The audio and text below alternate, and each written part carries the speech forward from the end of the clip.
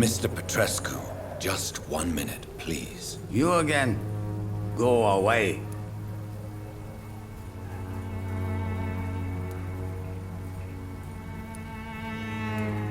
Sir, wait. Stop this nonsense. I know Nurse Crane is here. Shall we speak man to man, you and I? All right. Speak up. Don't you see we're on the same side? We fight to help the poor, sick, and abandoned. I'm nothing like you, Mr. Doctor. Yes, you are. You too believe in providing medical care without charge. You know what we have to sacrifice to make the world a better place. I have to admit your words have conviction. All right, I'll let you see Dorothea. Don't make me regret this, though.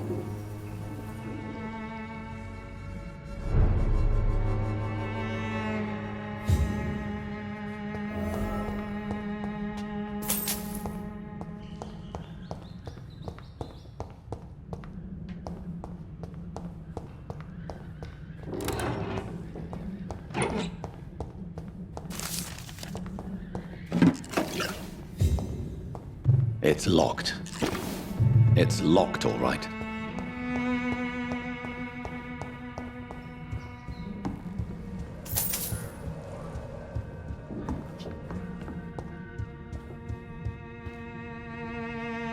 If you want to talk to Dorothea, you must go across the courtyard and take the stairs. We've not been formally introduced. May I ask your name and occupation, sir? I am Darius Petrescu.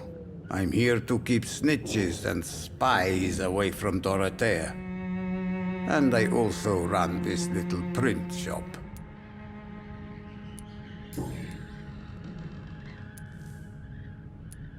Tell me everything you know about Camellia, the mute florist. I do not believe in the afterlife, Doctor, but I'm almost convinced Camellia is an angel. She volunteered to give out our medical leaflets. Who is she, really? Do you know where she's from? She's not from around here, that's all we know.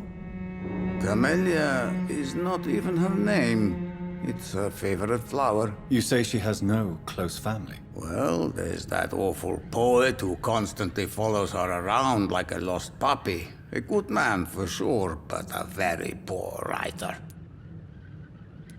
Are you not worried for her safety? She is as brave as she is tough. And clever, too.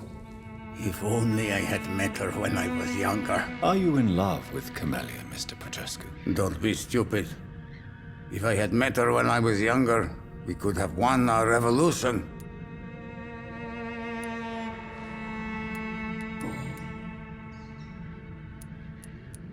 So Dorothy's real name is not Crane? Like myself and many people in this area. Dorothea is from occupied Romania. That's all you need to know.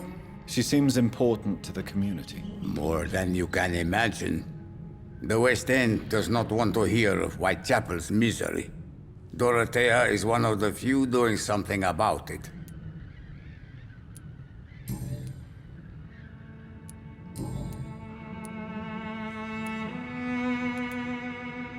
How did you meet Nurse Crane, Darius? Why does she trust you? I'm her oldest friend in England. Dorothea and I share many ideas about this country and about the country we left. You mean occupied Romania, don't you? Even if not directly, I fought against your enemies. Really? Then perhaps you have more in common with Dorothea than meets the eye, Dr. Reed. Do you have any family left, Mr. Petrescu? Children or grandchildren? Who knows? I have abandoned my people for so long, they might as well be dead. As dead as I am for them, I suppose.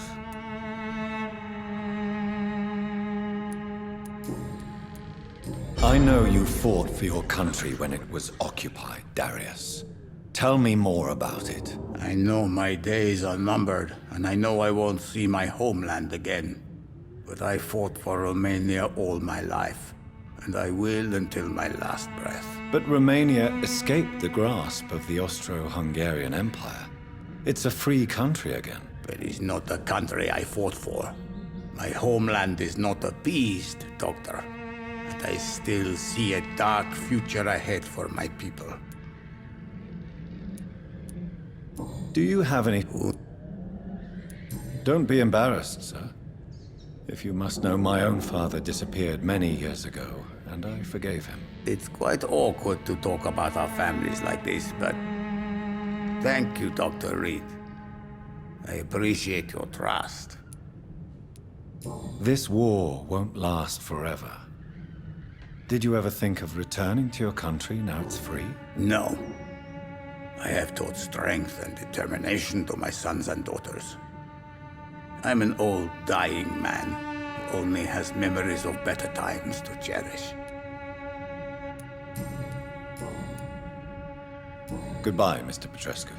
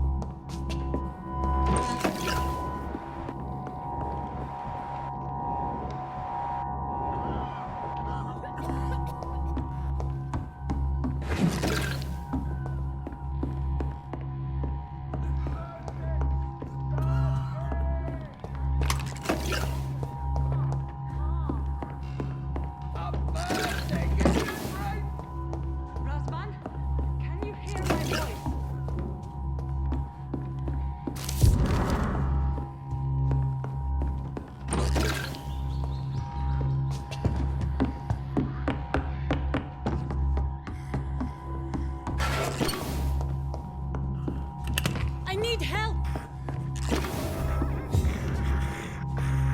He's going into convulsions, Doctor!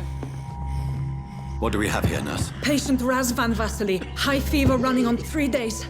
Complaints of dizziness, muscle aches, and head pain. Diagnosed with influenza. Treatment? Aspirin and salicin for the fever and discomfort. Liquids for dehydration, but he's having trouble keeping even water down. Aspirin and salicin, you say?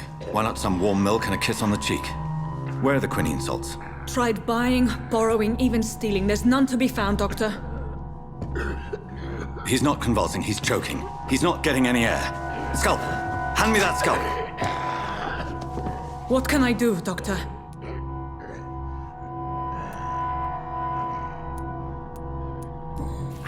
It's too dangerous to operate with these convulsions. Sedative, nurse. Do we have any anesthetics? I'm sorry, Doctor. None at all.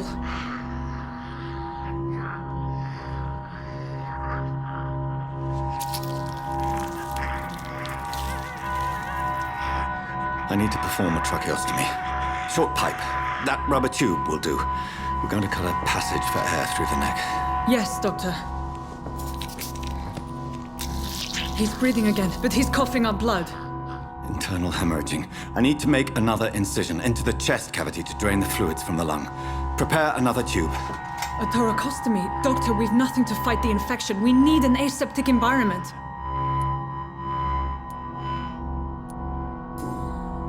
Right then, Nurse Crane. What do you suggest we do? I've no idea. I'm not the doctor. Time is of the essence. We need to perform a thoracic drain. Yes, Doctor.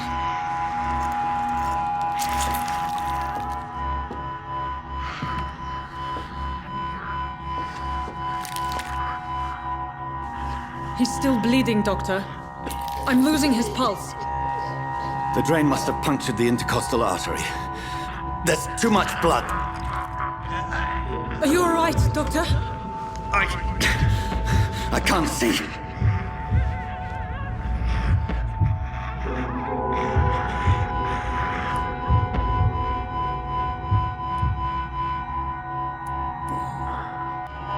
I must first suture the artery. Find the wound. The source of the blood. Needle and thread, Doctor. Good. The stitches are holding. How's he doing? We're losing him. We've lost his pulse. He's dying, Doctor!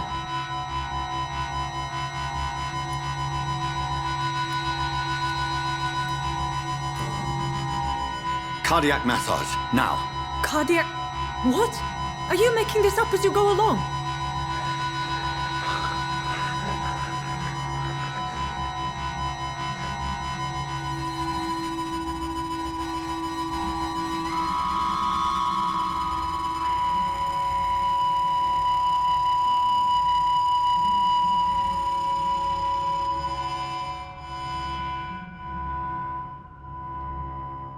We've lost the pulse. He's gone, Doctor. Nurse, we did everything we could. Truly? Everything you could. Is that how you'll report this in your log? Is this how the war went? Piling up one poor corpse beside the next? This was not an influenza-induced seizure. I've never seen symptoms like these on the continent. Neither have I. But the previous symptoms leading up to this attack were the same, indistinguishable from the epidemic. No. There was something more vile in these reactions. Something primitive. There have been numerous reports of mental breakdowns caused by the fever that accompanies the flu itself, Doctor. Yes, but... I'd best take some samples of the blood for analysis.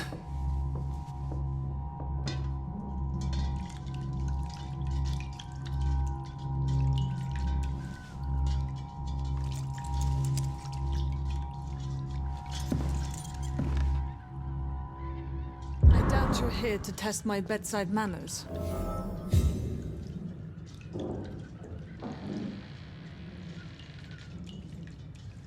To what do I owe this courtesy?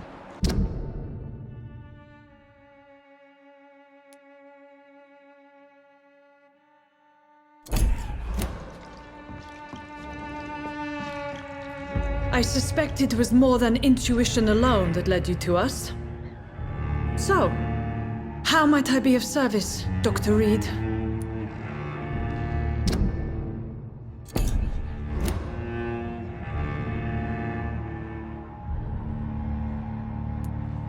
I've come to put an end to this insufferable blackmailing, Dorothy.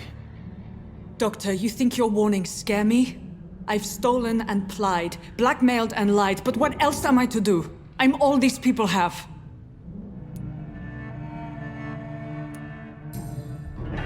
You've convinced me of the sincerity of your actions and their noble justifications. But all the same, blackmail is a crime, and it will stop, Nurse Crane. So, are you going to turn me over to the authorities?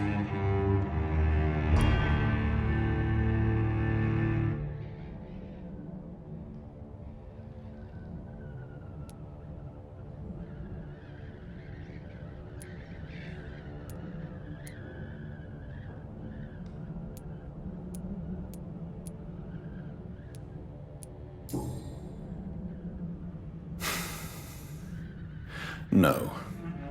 Your place is here. Jailing you would be an even greater crime. So, here is my proposition. I'll look the other way on your little enterprise. In exchange, you will resign from the Pembroke Hospital and provide me with medical supplies when the need arises. Dr. Reed! That sounds like a business proposition. My accomplice, then. No, just a privileged client. My research may require the occasional rare piece of equipment or ingredient.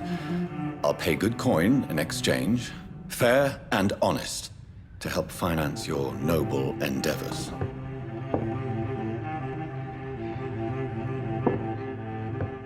We have ourselves a deal, Doctor. Good customers are always welcome. Yes, Nurse Crane. We have a deal.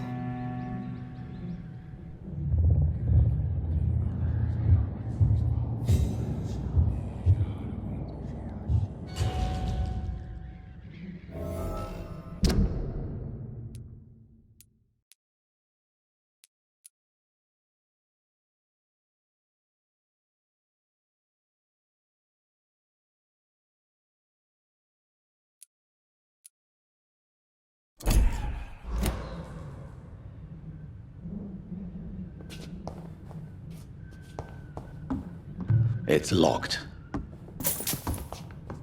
It's locked, all right.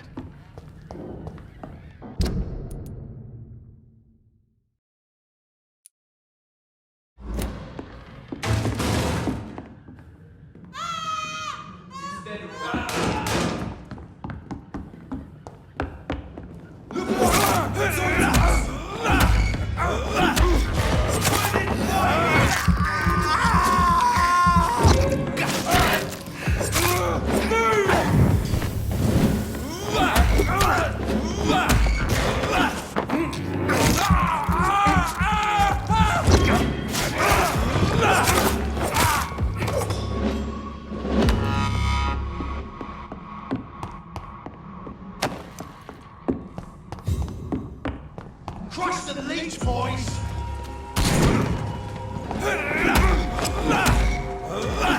Bloody vermin!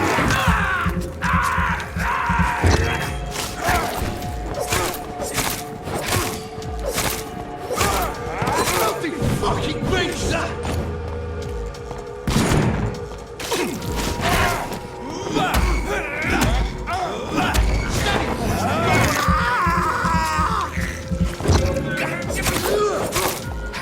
Fuck! He's dead!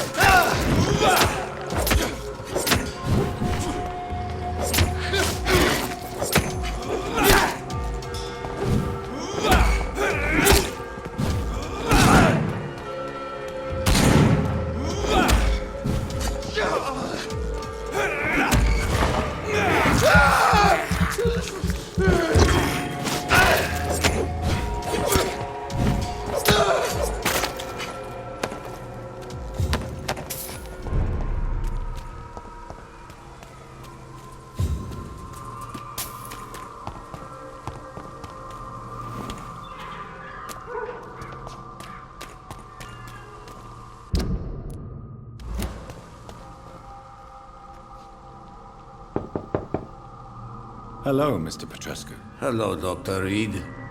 Come on in.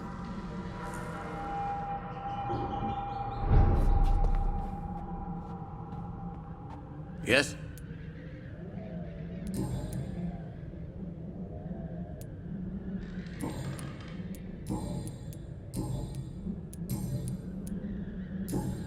Goodbye, Mr. Petrescu.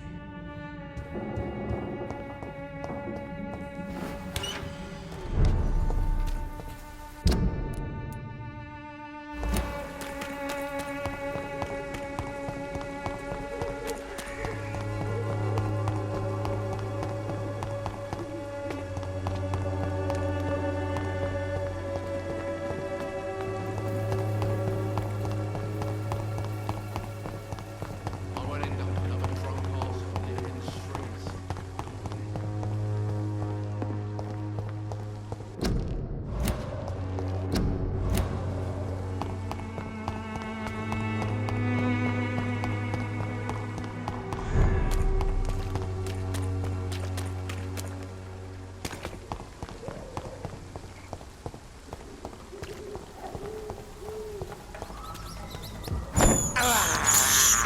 This is despicable.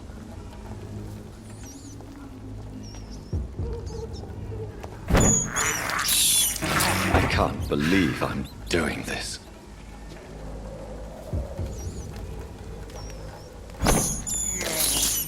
I have this thirst for blood.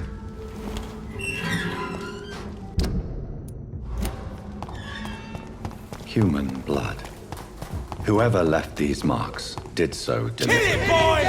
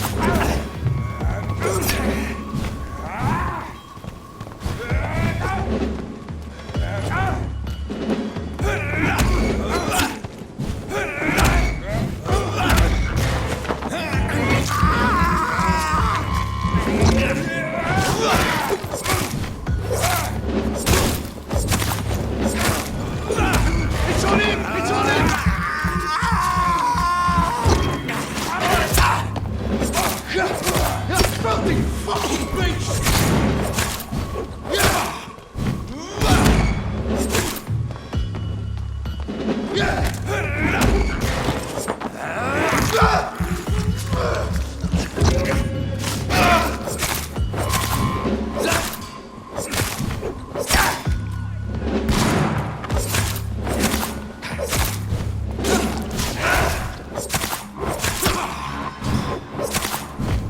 Burn it, boys!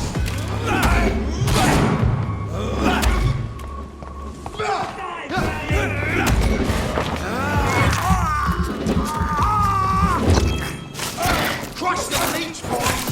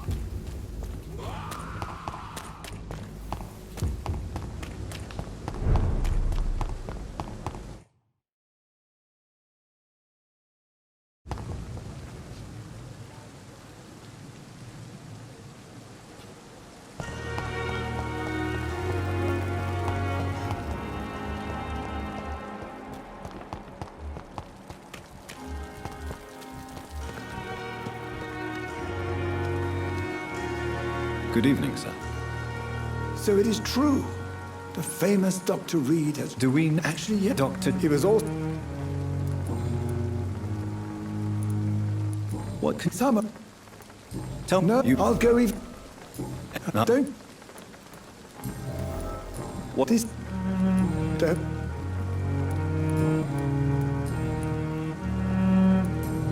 Goodbye, Doc.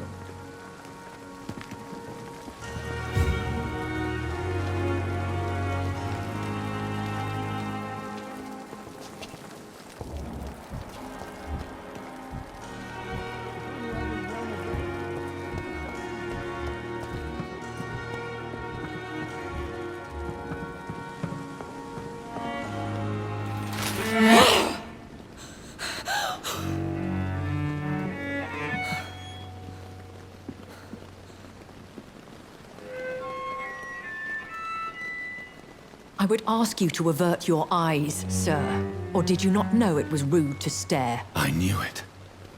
Speak up, Dr. Reed. I like a man who speaks his mind.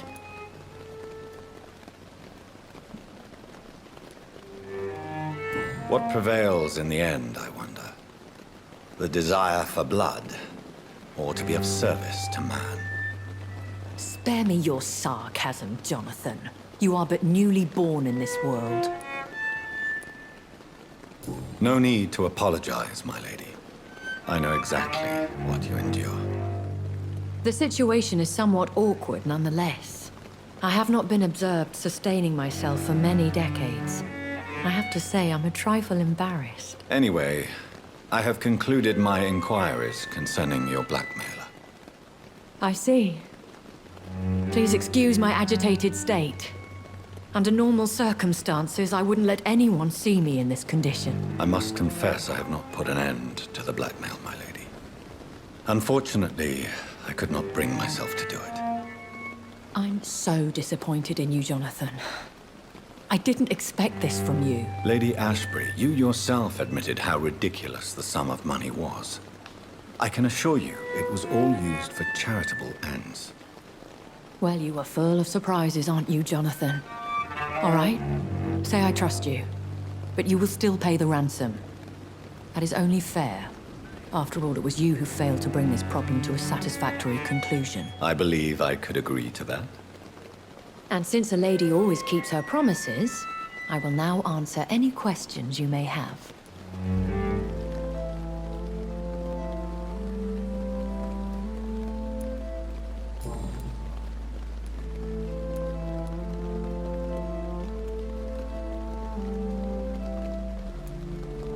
Why did you save me in the canning factory?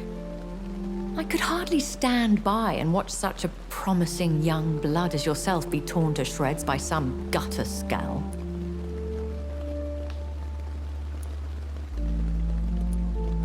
William Bishop wasn't the vampire that created me then. No, Jonathan. Whatever their strength and demeanor, Scowls are the progeny of careless vampires. It cannot be the other way round. What type of vampire is a Skull? Not a true vampire. The deformed offspring of lesser vampires. It is a shame these creatures run wild, slaves to their baser instincts. Why does Dr. Swansea allow you to feed on the patients of the hospital? Dr. Swansea is a good and compassionate man. He is trying to find a solution for our hunger. Until that happens, he is clever enough to understand that I only feed upon the dying.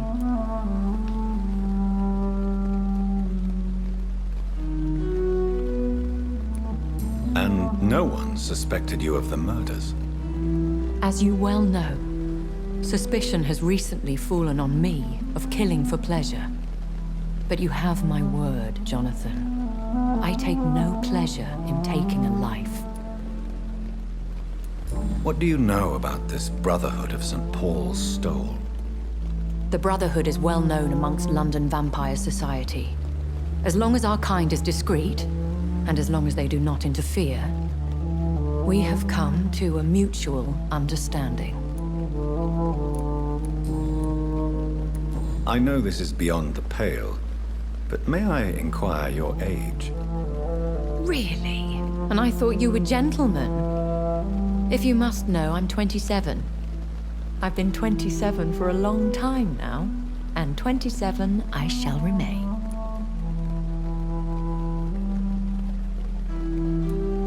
Very well. But I believe there is more to this than you are saying. A lady has to have some secrets. And who bestowed upon you this eternal youth? My maker. He left this isle a long time ago.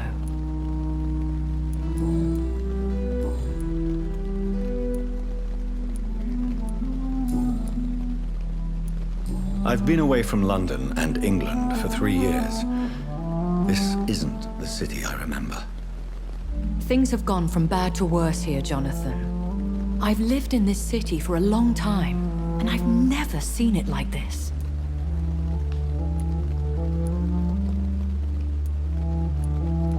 The Spanish flu has hit London that bad. Yes, but it's not just that. I've heard things. Things I've not heard for a very, very long time. There are whispers in the shadows. Something far worse than the Spanish flu is here in the city.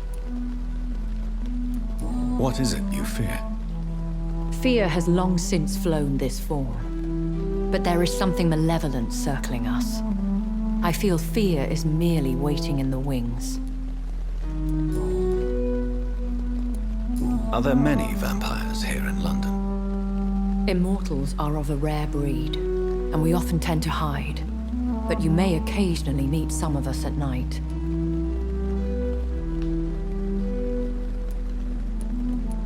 Do you know any of them?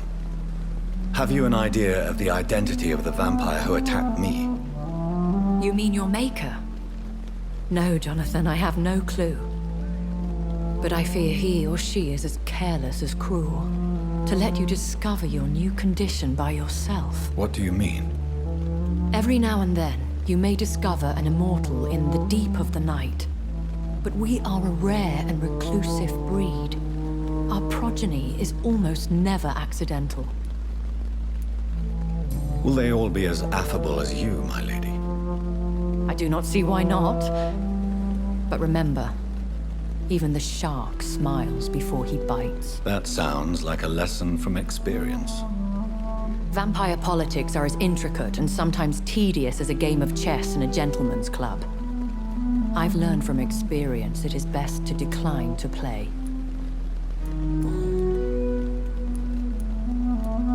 When I awoke, changed, I was chased and attacked by vampire hunters. Prepared and well-trained.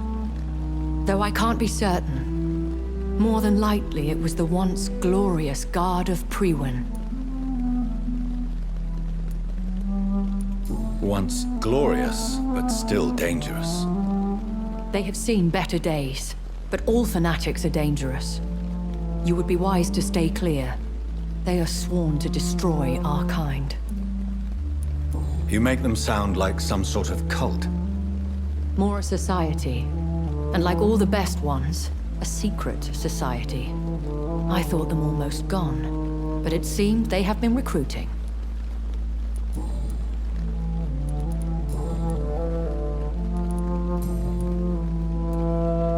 I've been hearing a voice talking in my head. Is this some kind of insanity? It feels like the voice of the vampire that created me. Hush. Tell no one this. It would be unwise to talk of such things amongst British immortals. Speak no more of your maker.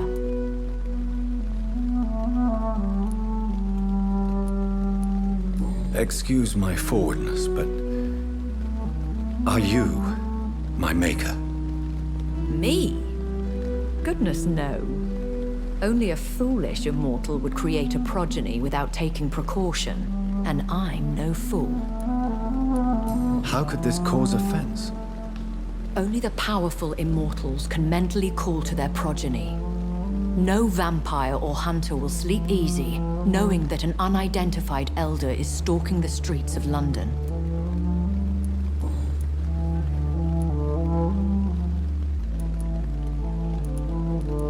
I don't understand.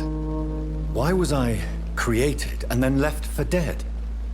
That is a question only the one who made you can answer. It's not normal practice. I doubt even if you find him, he will answer you, considering how cruelly he treated you.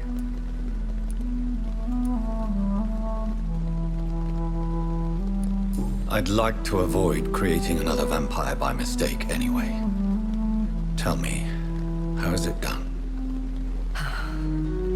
The process is dangerous. It could even kill your potential progeny. If you did decide to sire an offspring, they must drink of your blood, Jonathan. So me being a vampire could have been a mistake. I very much doubt it, Jonathan. Contrary to the legends, it is not as simple to make another vampire by just biting someone. A vampire? Is that what I am? What we are? Such a crude word, defined by penny dreadfuls and drunken hacks. No. You are now an Ekon, and that you shall remain.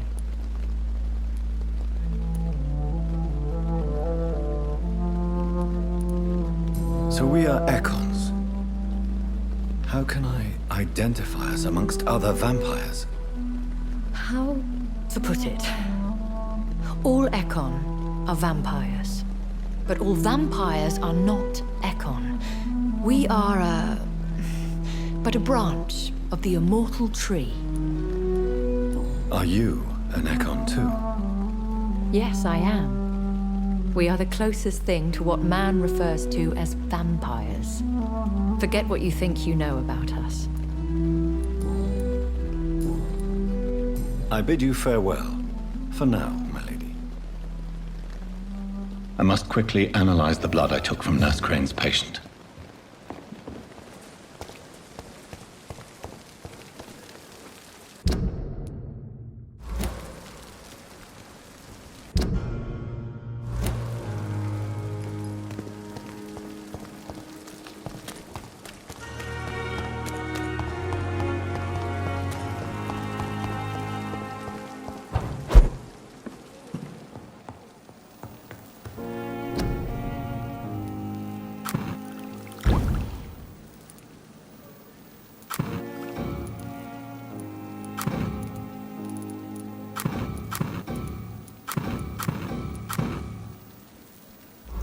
Razvan Vasily was infected by Spanish flu, but also has the highly unstable blood of the Scowls. Is the London vampire epidemic transmitted through the flu? I should talk to Dr. Swansea about it.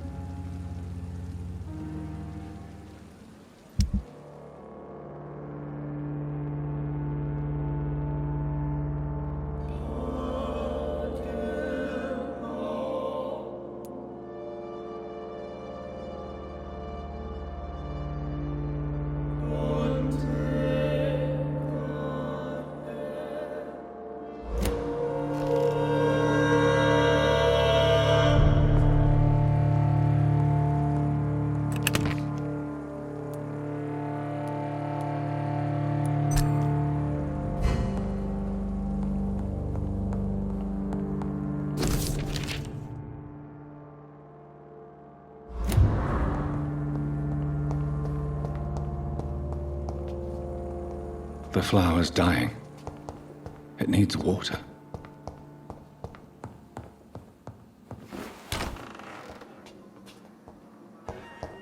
I cannot enter.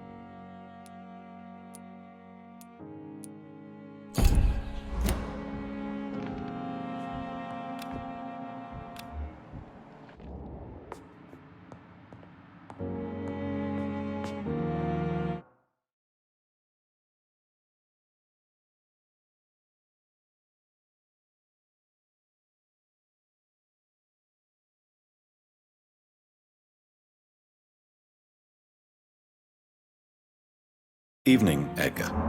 Could I get your professional opinion?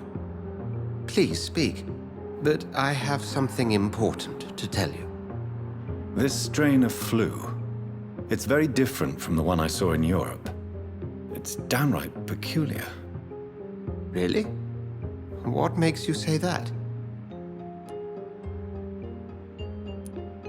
I've just looked at the blood of one of our recently deceased. I see. Do you have anything more to go on? This disease spreads and looks like the Spanish flu, but its effects differ greatly. The London strain is different from the continental one. This is very interesting. Did you find something else?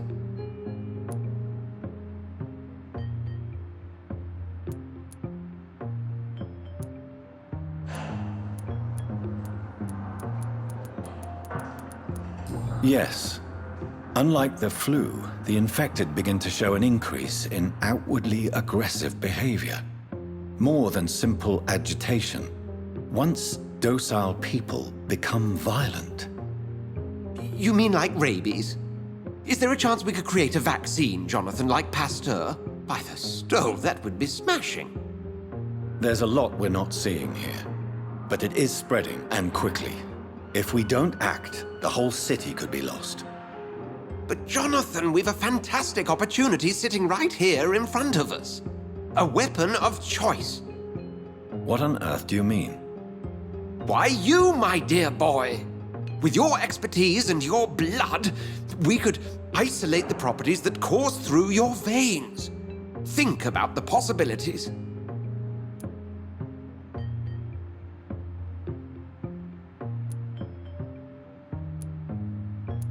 And why not? What did Stoker say about the Children of the Night? Well, using my blood, I could create a whole army of vampires.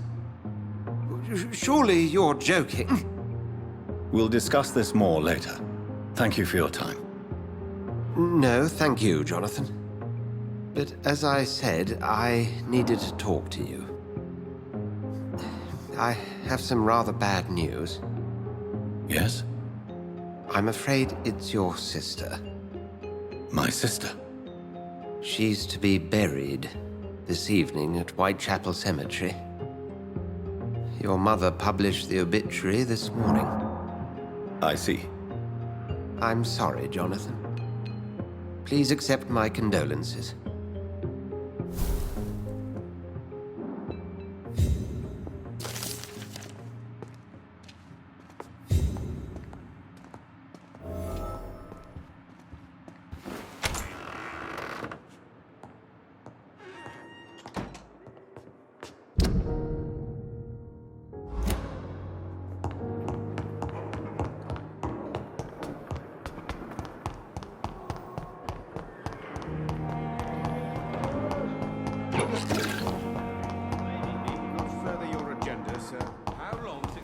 I never thought I would have to attend my murdered sister's funeral. Mary, I can't forgive myself. I'll find the truth about what happened to us. I swear.